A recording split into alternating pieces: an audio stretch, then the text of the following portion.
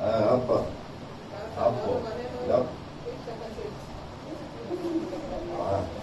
Funga tu.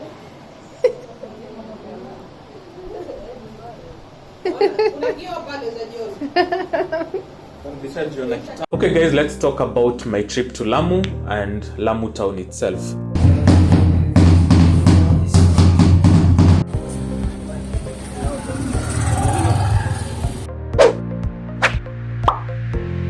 There are many ways to access Lamu Town. You could get there by road, you could probably walk there if you have a lot of water to drink while at it, but I had to fly there.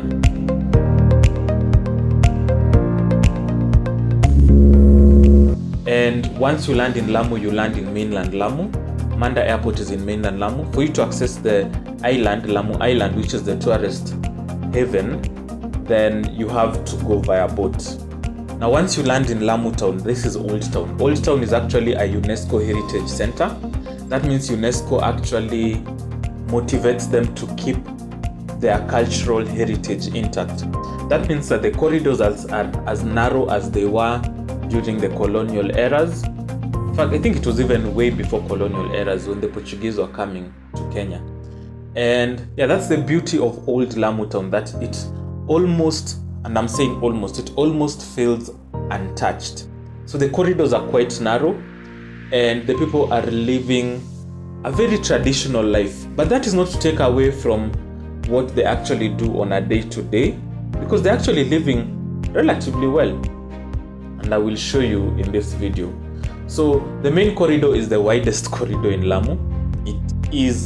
That's a corridor where you can actually try to walk two people side by side, 2 or 3 people side by side.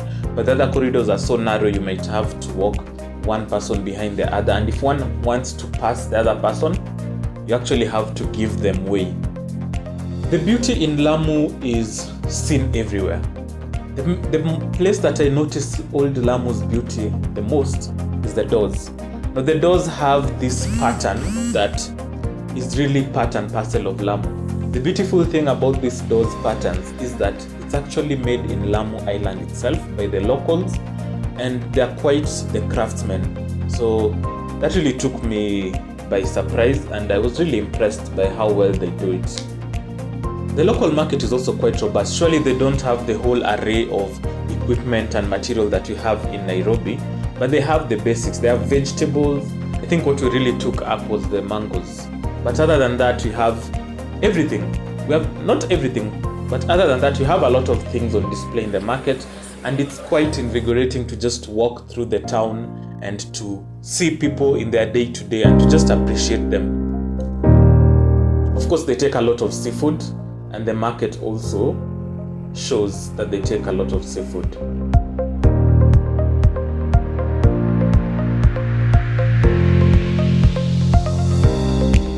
Now, since Lamu Town is a narrow setup, the most common means of transport is actually you walking on foot.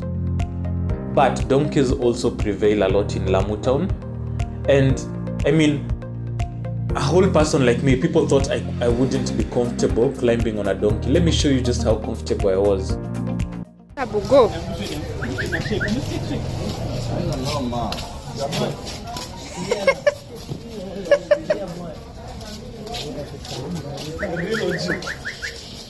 Dear boy.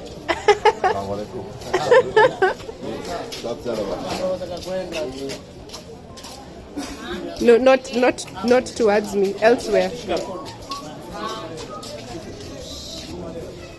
How are you? Dear boy. Okay. Dear boy.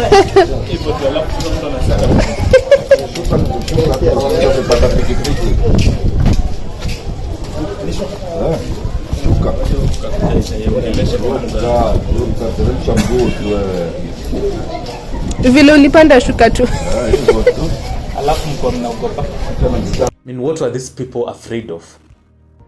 This is the donkey sanctuary. Nope, they haven't heard you.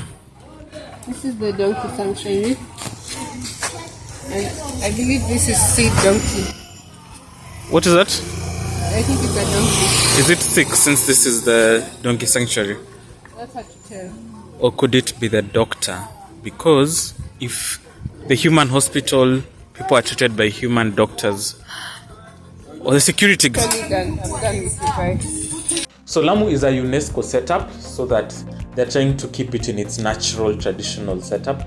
But people have actually, because you can't really hold people down, people want to progress economically. To that end, there are motorbikes that have graced the island, and there are quite a number now. So they have actually eased transport, especially along the waterfront area, as you go from old Lamu Town to, let's say, Shella Beach. But yep, there are motorbikes there.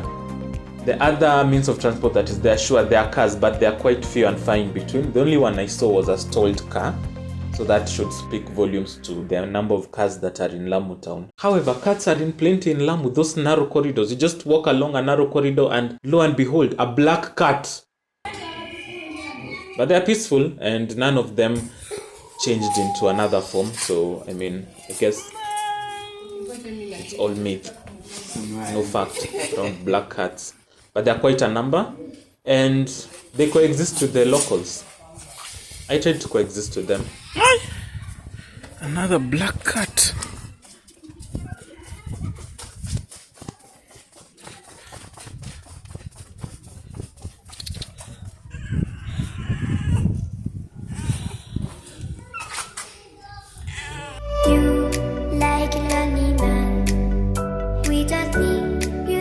So why would you stay in Lamu Town? Because Lamu Town gives you an unfettered experience of old Lamu. Because you're going to old Lamu because you want to see the cultural experience, and Lamu Town gives you that.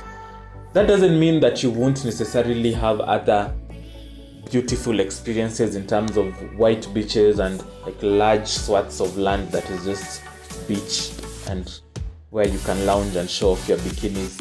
You can't do that in old Lamu Town. That's where Shella Beach comes in. Shella Beach is just, you can actually walk to Shella Beach from Lamu Town, and that is around maybe 30 minutes walk.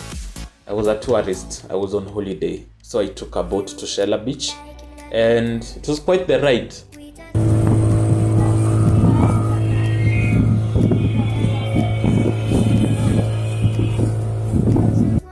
Now, Shella Beach is a bit upmarket, and the beach also, we didn't get to the good part of the beach, but right opposite Shella Beach, you have Manda Beach.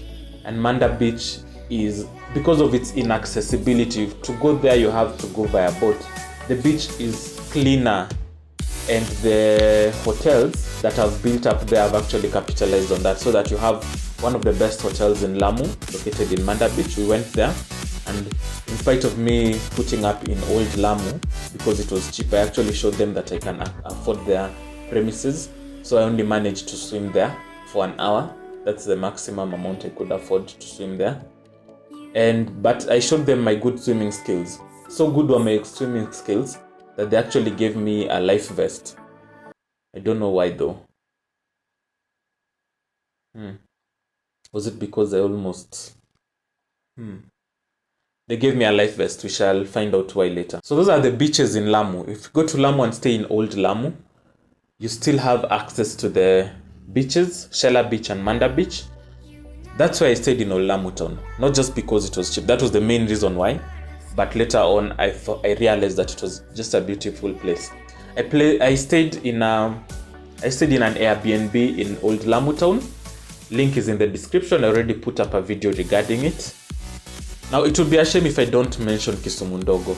Lamu Town has a Kisumu Ndogo where most of the Luos and Luyas stay. The economic activity that they partake in is masonry. Is it masonry? They mine stones. Masonry is actually building. They mine stones, and this helps to build Lamu Town.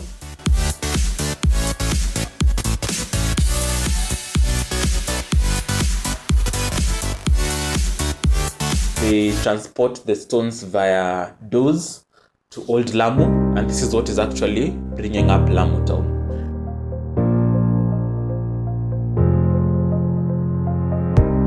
There are Taqwa ruins in Lamu too, where you can actually see where the Lamu residents started out before they were chased out by the Portuguese as they were fighting, and before the water became too salty for them to actually stay there.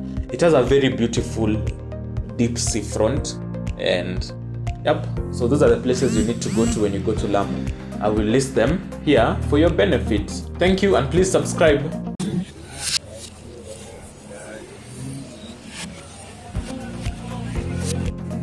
You are hot.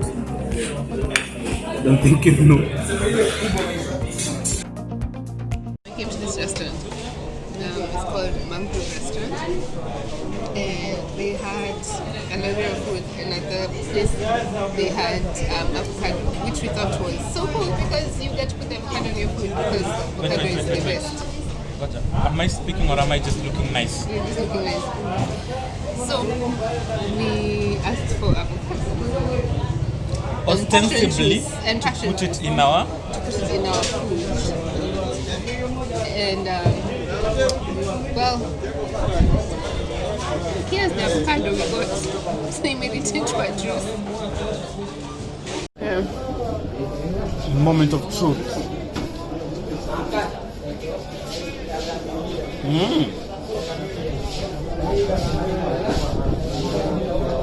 It's actually really nice there.